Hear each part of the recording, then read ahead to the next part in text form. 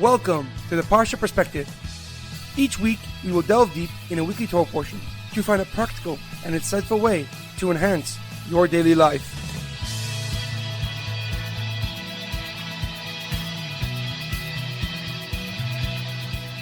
Thank you for tuning in. My name is Shalom Yemini. Each week, we will look into the weekly Torah portion to find inspiration that will complement your daily life and intensify your connection to God. This week's Parsha Perspective is dedicated in memory of Rav Gabi and Rivki Holtzberg, Hashem Yimkam Damam. They were killed on the 29th of Cheshvan in 2008 while helping Jewish people in Mumbai, India. May their memory continue to inspire others around the world to strengthen their connection to God. This week's Parsha Perspective is dedicated in memory of Shlomo Ben Edward and Edward David Shaul ben Efraim. May their souls be uplifted and their memories a blessing. This week's Parsha Perspective is also in honor of Sasson Betzalel ben Batya and Sapir Ariela. May they have a quick and speedy recovery. This week's Torah portion is Parshas Toldos. Our Parsha introduces us to the third and final forefather, Yaakov Avinu. Similar to Avraham, Yitzchak and Rivkah were childless for a very long time. However, after 20 years, Hashem finally accepted their prayers, their davenings, and Rivka gave birth to twins, Esav and Yaakov. Even from birth, Yaakov and Esav were complete opposites. The firstborn Esav was naturally red and very hairy. However, contrasting Yaakov, who was very small and only managed to leave the womb because he grabbed on to Esav's heel. As the two grew older, the differences became more evident. Esav was a man of the field and an expert hunter, as opposed to Yaakov, who is a gentle and modest person. Esav also served idols and married women from Canaan, which greatly upset Yitzchak. However, at the same time, Yaakov spent his time studying Torah and developing his relationship with God. At the age of 123 years old, Yitzchak summoned Esav and told him that he wanted to bless him. However, he first asked him to hunt an animal and prepare a meal so he could eat. Rivka, who overheard this conversation, quickly cooked meat and told Yaakov to put on some of Esav's clothing to trick Yitzchak into giving him the blessings. Yaakov did as he was instructed. He first put on Esav's clothing and took the meal that his mother had made and went in to his father's tent. Under the impression that Esav had returned because Yitzchak was blind, Yitzchak gave Yaakov the blessings that he intended to give Esav, including the most important one, mastery over his brother.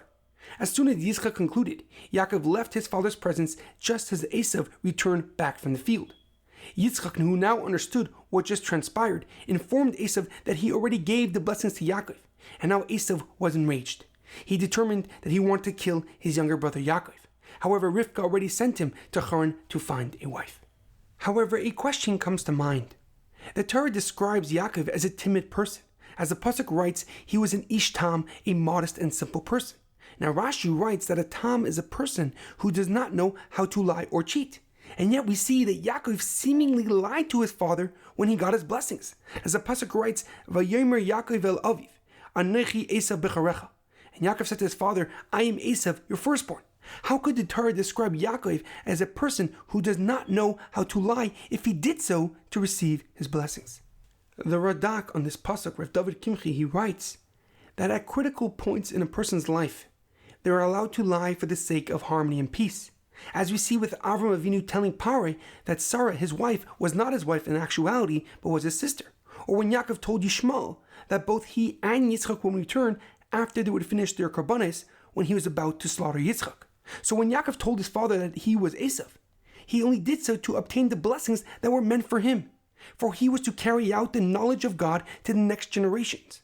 And therefore he needed to be the recipient of the ultimate blessing, being a master over his brother. And the Radak continues that Yaakov only followed his mother's instructions and directions. For Yaakov would not lie on his own, but since he knew that Rivka was a tzadikis, a neviah, a prophetess, an extremely righteous person, and therefore he listened to her because he knew that she would not lead him off the path. However, the Or HaChaim HaKadosh, Rav Chaim ibn Attar, gives a deeper and more profound explanation. He explains that when Yaakov responded to his father, Anechi Esav becharecha, I am Esav your firstborn, he meant that I am just like Esav your firstborn. For Esav sold his birthrights away for a bowl of soup when Avraham Avinu passed away. And since Esav sold his birthrights to Yaakov, Yaakov was completely within his rights to tell his father that he was taking over Esav as a firstborn of the family. And therefore, Yaakov did not actually lie when he told Yitzchak that he was Esav the firstborn. For Yaakov would not lie, as honesty was his character trait.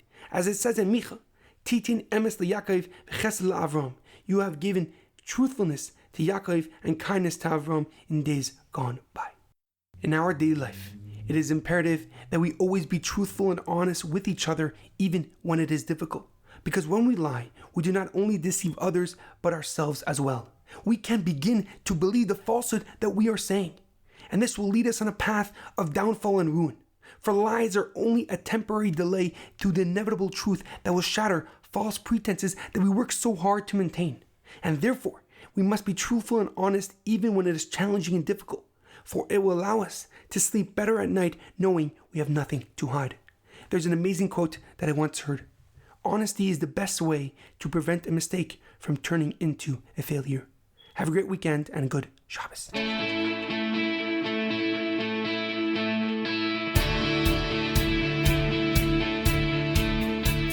Thank you for tuning in to the Parsha Perspective. Check out our website, theparshaperspective.com. Send thoughts and comments to theparshaperspective@gmail.com. Till next time, thanks for listening.